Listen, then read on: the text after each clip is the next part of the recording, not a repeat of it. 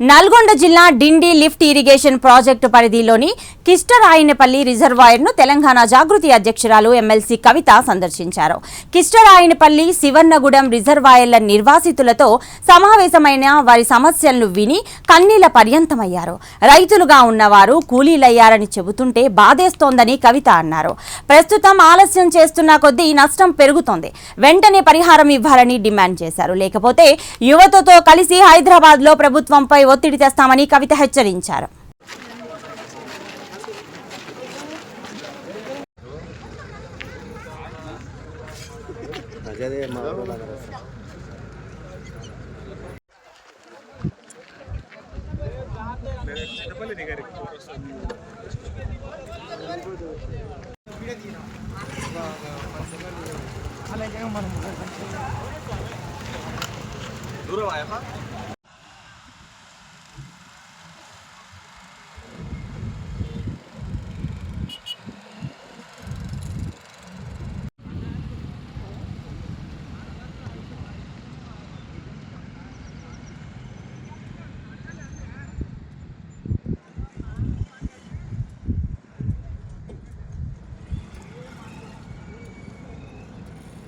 ముసలోళ్ళు చేతగా కళ్ళంటే ఇరగబడి సచ్చిరి ఏం చెయ్యాలి? సోర గద్దలు, లారీలు, బస్సులు అలా పోయి కొంతమంది కథమే. మొన్న ఈ వచ్చిన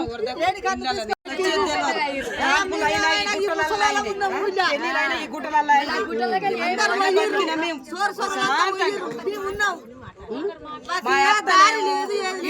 మేము ఎక్కడన్నా పోతే ఇళ్ళనే చేస్తామని ఏమవుతుందో మేమేమవుతాము బాధపడుతున్నాం, కష్టపడుతున్నాం, ఇష్టపడుతున్నాం. మా పిల్లలకు కానీ మా ముసలోళ్ళకి కానీ న్యాయం చేయమన్నాం.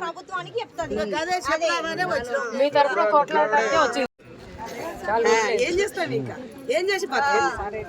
సరే తండ్రి చేసిండి, ఇలా బిడ్డ వస్తున్నాను, ఇంకా కూడా గౌరవిస్తున్నాం మేము. ఏదన్నా ఒక సాయం చేయమను. తండ్రి చేసిపోయిండు, నా తండ్రి చేసిండు, నాకు వచ్చింది కదా, మేము గౌరవంగా వచ్చినాం. ఇంకా అవన్నీ ఏమనం, మాకు చేయమను, పైకి తీసుకుపోవను మమ్మల్ని, అంతే. మాకు అదే సంతోషం. మేము రైతు కాబట్టి రైతు కాకుండా బోకర్ పని చేసిన వాడైతే ఈ పాటికి ఎన్ని ఆనాలంటే అన్ని అంటాడు.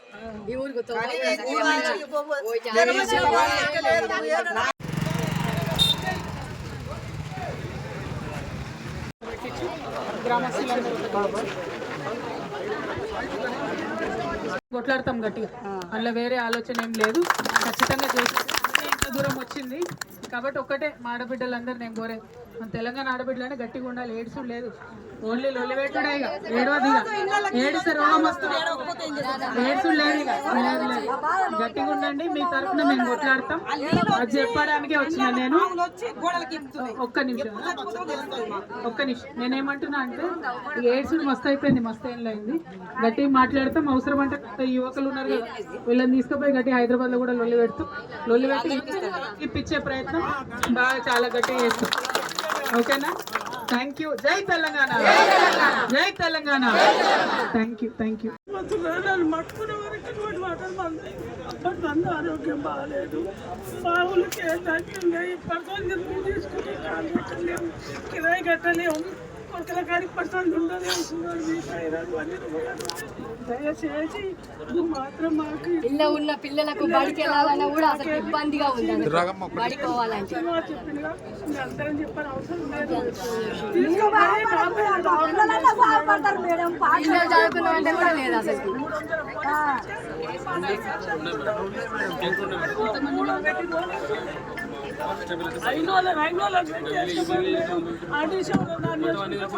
చచ్చిపోయిందని ఒక్క పోలీసు పెట్టి పరాదై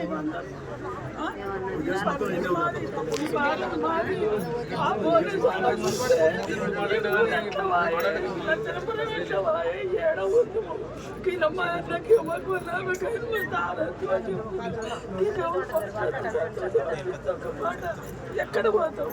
మనకి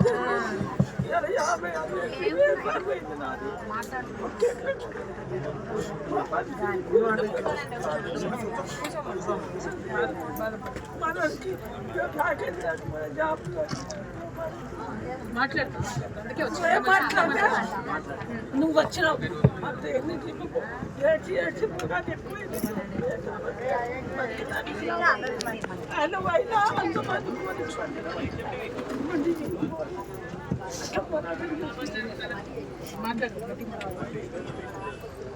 నువ్వు ఏడికి రావాలన్నా ఆడికి వస్తాం మేడం మేము ఏడికి రావాలన్నా మీరు ఢిల్లీకి రావాలన్నా వస్తాం మేడం మేము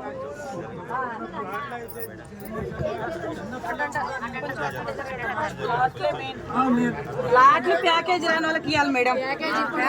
మళ్ళీ ఘోరంగా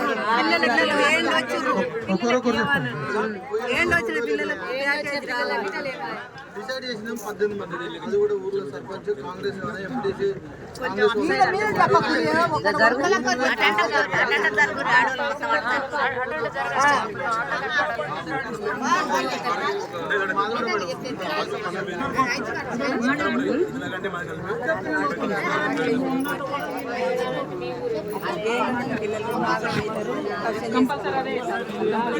మేడం గారు 18 ఏళ్ళు పడ్డోళ్ళకు వాళ్ళకి రావాలి ప్యాకేజ్ మొత్తం రాని. ప్రాథమిక మానవతా సూత్రము దాన్ని పాటించలేదు. ఈ గ్రామస్తులంతా కూడా చెట్టుకోగలు పుట్టుకోగలుగా చెదిరిపోయినటువంటి పరిస్థితి ఉన్నది. కాబట్టి మేము డిమాండ్ చేస్తూ ఉన్నాం.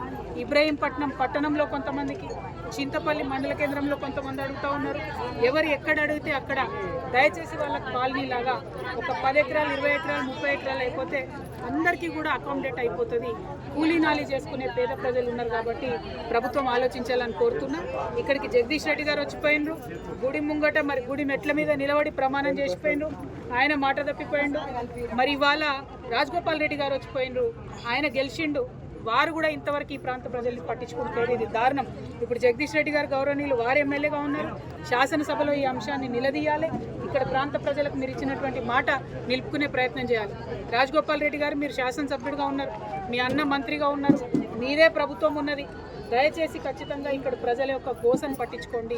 ఇది మీ నియోజకవర్గమే, మునుగోడే. ఈ ప్రాంతానికి మళ్ళీ విజిట్ చేయండి. ఒక్కొక్కరి దుఃఖం చూడండి. ఆడబిడ్డల కన్నీళ్లు చూస్తే కడుపు తరుక్కుపోతూ ఉన్నది. దయచేసి ఈ సమస్యను పరిష్కరించాలని ప్రభుత్వాన్ని నేను డిమాండ్ చేస్తూ ఉన్నాను. మీరు త్వరితగతిన ఈ సమస్యను పరిష్కరించకపోతే తెలంగాణ జాగృతి తరఫున అవసరమైతే డిండి పరివాహక ప్రాంతంలో ఉన్న అన్ని ముంపు గ్రామాల ప్రజలతోని హైదరాబాద్లో ముఖ్యమంత్రి గారి ఇల్లు ముట్టడించడానికి కూడా నేను వెనుకడుగు వేయమని చెప్పి హెచ్చరిక చేస్తూ ఈ ప్రాంత ప్రజల కష్టాలు తీర్చాలని డిమాండ్ చేస్తున్నాం. Thank you. జై తెలంగాణ, జై జాగృతి.